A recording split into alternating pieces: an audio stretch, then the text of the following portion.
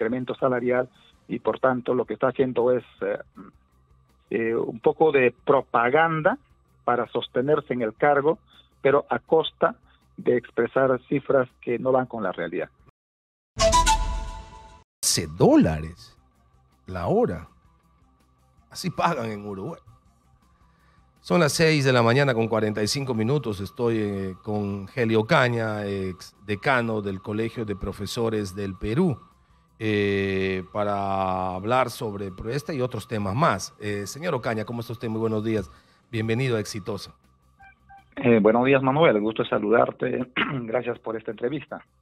¿En cuánto coincide usted con el ministro, que en resumen está diciendo que ustedes están en el país de las maravillas, tercero en la tabla de ubicación de los mejores pagados del continente? ¿Siente usted que eso es así? En primer lugar, tenemos un ministro de Educación, creo que ha apostado por mantener al magisterio peruano entre la pobreza y las pocas posibilidades de desarrollarse. En segundo lugar, no está participando en su condición de un rector de un organismo educativo que debe apostar por las mejores condiciones del sector de educación en su conjunto y luego también atender las demandas de este magisterio peruano que por años viene siendo postergados, no solamente en los aspectos remunerativos, sino también en los aspectos profesionales, en los aspectos de derechos sociales, en los derechos pensionarios y otros aspectos más que sería un gran número de lista decirlos exactamente. Entonces, el porcentaje que él coloca posiblemente es a partir de las fuentes que le han brindado para sostener su afán de no mejorar las condiciones económicas de los maestros del Perú y sostener la suma paupérrima de incremento que está proponiendo para el año 2025 para el sector de educación, que no supera los 200 soles en el año, cuando en el año 2024 no hubo ningún afán de incremento salarial y por tanto lo que está haciendo es un poco de propaganda para sostenerse en el cargo, pero a costa de expresar cifras que no van con la realidad. Este número que él ha expresado podría ser importante cuando realmente está orientado para todo el magisterio. Ahora, pero, pero digamos, la estadística no está dando un dato y el dato hay que discutir con otro dato. Ciertamente, según lo que dice el ministro de Uruguay, Brasil y Perú, en el tema de lo que corresponde a sueldos. Y parecería que el mensaje del ministro es muy claro. Exitosa. No pidan más aumento. ¿Qué aumento van a pedir si están ustedes entre los primeros lugares? Eso es lo que él está haciendo. Claro.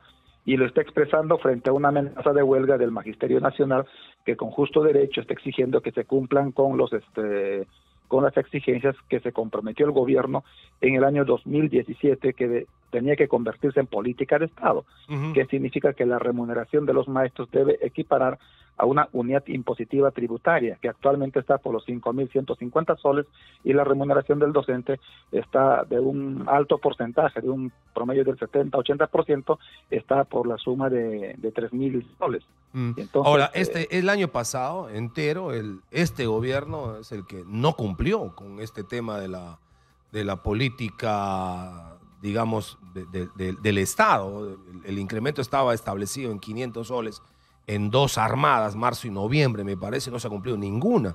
Y tienen el retraso entonces de 500 soles del año 2024.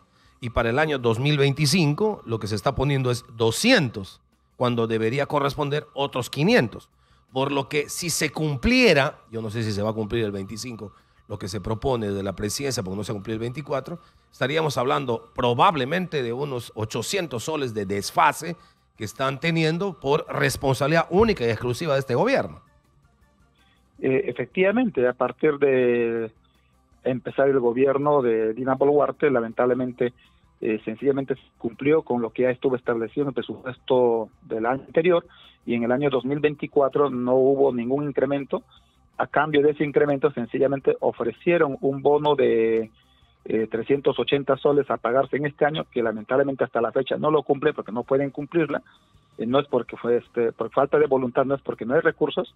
Y entonces tenemos un ministro que en el paro del SUTEP se paró públicamente a decir que aquí está lo que voy a hacer desde la cartera del ministerio, presentó supuestamente 3 proyectos de ley para beneficiar a los maestros y lamentablemente ninguna de ellas hasta hoy es efectiva. Eso es uno. Por otro lado, si comparamos las remuneraciones de los docentes en América Latina, quienes nos llevan por la delantera efectivamente es Colombia, es Chile, es Brasil, es Uruguay, es México, y la situación no es tampoco comparar en qué nivel estamos. En todo caso, la pregunta sería, ¿la remuneración de los docentes del Perú realmente justifica la labor que ejecutan los educadores de nuestra patria para una ardua labor que se requiere? Obviamente no es. Por otro lado, el gobierno peruano y el Estado peruano tiene políticas de mejora permanente de los salarios de los docentes, o es que todavía tienen que actuar frente a una presión, frente a una huelga, frente a un paro. Decía, hemos estado en el seguimiento que se hizo al proyecto educativo nacional en los días pasados, que con mucha certeza usted ha comentado sobre el tema de la situación emocional, la violencia y otros temas más. Y entonces allí, en general, ¿qué es lo que se dice?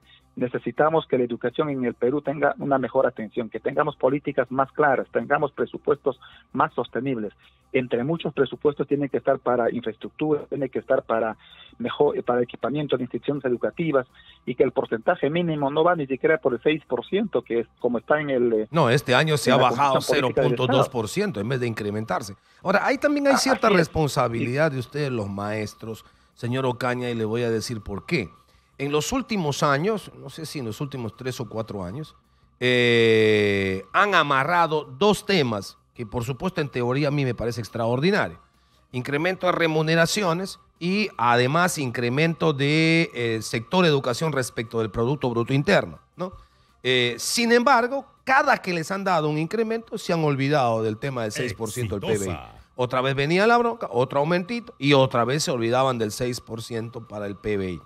Y ahí creo que ustedes tienen un error, porque si la pelea fuese prioritariamente por incrementar el 6% del PBI para educación, ahí, por consiguiente, por lógica, debería incrementarse el sueldo de maestros. Pero han postergado este asunto y a partir de esta postergación se posterga todo. Se posterga equipamiento, se posterga acceso a servicios básicos, se posterga todo lo que es infraestructura, en fin, todo. ¿No sienten que ahí hay una falla, que deberían coger el tema de incremento a 6% del PBI en educación y mantenerse en sus 13 hasta que gobierno y Congreso lo hagan, hoy que están aprobando la ley del presupuesto? Como lo dijo el presidente del Consejo Nacional de Educación, el sector de educación no requiere solo 6%, sino requiere hasta 7 o montos superiores para realmente hacer de este proceso, de esta columna vertebral del desarrollo nacional, un factor que se convierta en superar tantas limitaciones que tenemos en el país. Por otro lado, necesitamos que estos 6% efectivamente esté orientado a resolver las grandes brechas que hay. Entre ellas está equipamiento, infraestructura, remuneración docente, un trato digno a los educadores. Imagínense, ahora están en las calles los profesores de los institutos superiores pedagógicos. Son los docentes que forman a los futuros docentes y con una remuneración precaria, con leyes que no garantizan ningún derecho, con leyes aprobadas en el Congreso de la República, pero no implementadas por el Ministerio de Educación. Es como el pago de la deuda social a los docentes, por ejemplo. Hay una ley que dice que hay que pagar a los docentes esa deuda que se dejó de pagar desde el año de 1992, y sin embargo, hasta la fecha, no hay ninguna reglamentación por parte del Ministerio de Educación. Tenemos un ejecutivo ineficiente en este aspecto. Y por otro lado, es cierto también, los docentes estamos enfocados en la necesidad de que nos mejoren los ingresos económicos, pero sin embargo también necesitamos incidir mucho que la mejora educativa, además de los sueldos, tienen que ver con la mejora de la alimentación escolar, la reducción de la anemia, tiene que ir también con los mejores niveles de participación de los padres, familias en la escuela. Pero toda esa discusión se les deja aparte cuando el gobierno dice, ok, le voy a aumentar 500 a los maestros. Dicho de paso, ni siquiera cumple. Y entonces ya nos olvidamos de la infraestructura, del equipamiento, del acceso a la infraestructura básica y de todo lo que usted llama cierre de brecha. Nos olvidamos, pues la única brecha que termina importando al final es la brecha del suelo, que por supuesto tiene que darse. Son las 6 de la mañana con 54 minutos. Ayer dábamos cuenta, señor Ocaña, de los resultados de un reporte de trabajo de investigación que ha hecho el Consejo Nacional de Educación, y algunas cifras nos llamaban la atención. 34.1% de jóvenes de 17 años o más no terminaron estudios secundarios por diversas razones. Una de ellas, por supuesto, en general es la deserción. solo 3 de cada 10 jóvenes que terminan la educación básica regular ingresan a una universidad o a un instituto, es decir, 7 se quedan al aire intentando trabajar con solo la secundaria completa. ¿Qué nos está diciendo estas cifras? Lo que nos está diciendo es que en el país no tenemos seguimiento, no tenemos prioridad a la educación y a la formación de la ciudadanía. Si nosotros vemos en cifras gruesas, solo el 12.5% de la población peruana tiene educación superior. En los países desarrollados estas cifras superan el 40%, y en los países del primer mundo, donde el llamado primer mundo, esta cifra supera el 60-70%. Justamente con ese criterio, por ejemplo, venimos apoyando a los educadores a través de una fundación Marcelino Muñoz, la actualización de los educadores a través de lo que llamamos tutoría docente, orientado a que se cierren las brechas, orientado a que se cierre esa deserción escolar, a que la población por lo menos garantice su culminación de sus estudios de primaria, de secundaria, y luego tenga derecho al acceso a educación superior. Los de las cifras que usted te está expresando, del 100% que ingresan a educación superior, ¿cuántos concluyen? Un promedio del 70%. Increíble. De ellos, ¿cuántos sacan su título? Llegan a tener título inferior al 50%. Wow. Y entonces, ¿y cuántos de ellos acceden a un trabajo remunerado, decoroso? Es poco porcentaje. Un alto porcentaje de profesionales egresados están trabajando en sectores para el cual no fueron formados. Obviamente también porque actualmente hay servicios para los cuales las universidades no están formando, pero el problema de fondo está con lo que decías. En el Perú, lamentablemente, no tenemos políticas que nos permitan el acceso a la educación superior ni técnico superior de parte de los estudiantes que terminan su educación secundaria. Pero esas cifras, la pandemia, sí, Manuel, nos había dejado una cantidad de enseñanzas y lecciones, y siempre habíamos dicho, y contigo hemos conversado que en algunas oportunidades, decíamos que la pospandemia debe ser distinta a la prepandemia, pero sin embargo hoy, con políticas de la prepandemia, nos quieren gobernar desde las altas esferas del Estado. ¿Para qué? Para mantenernos postergados. Seguramente esta poca calidad de servicio educativo que se pretende ofrecer desde arriba, con estas políticas discriminatorias, están orientadas para mantener el statu quo nacional, ¿no? Qué cifras tan terribles. Si quisiera resumiría de la siguiente manera con los datos de ayer y con los datos que usted nos está dando. De cada 100 chicos que entran a la educación básica regular, terminan 70. 30 se quedan sin terminar. ¿Qué pasa con ellos? No tengo idea.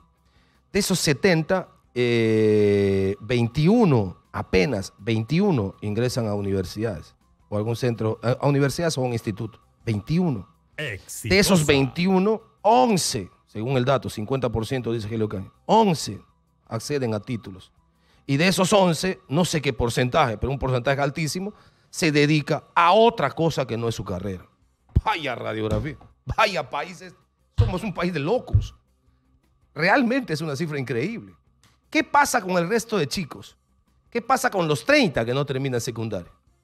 Esos chicos, esos jóvenes están en la informalidad, o muchos de ellos tienen que emigrar a otros países en búsqueda de mejores posibilidades de vida, donde van a cumplir otras funciones poco valoradas en esos lugares. Pero tremenda tarea la que nos queda realmente. Tremenda tarea, es verdad. Es verdad. Ha sido muy gentil. Helio Caña ha estado con nosotros, ex decano del Colegio de Profesores del Perú, haciendo este tema del balance y además la situación de la educación en nuestro país.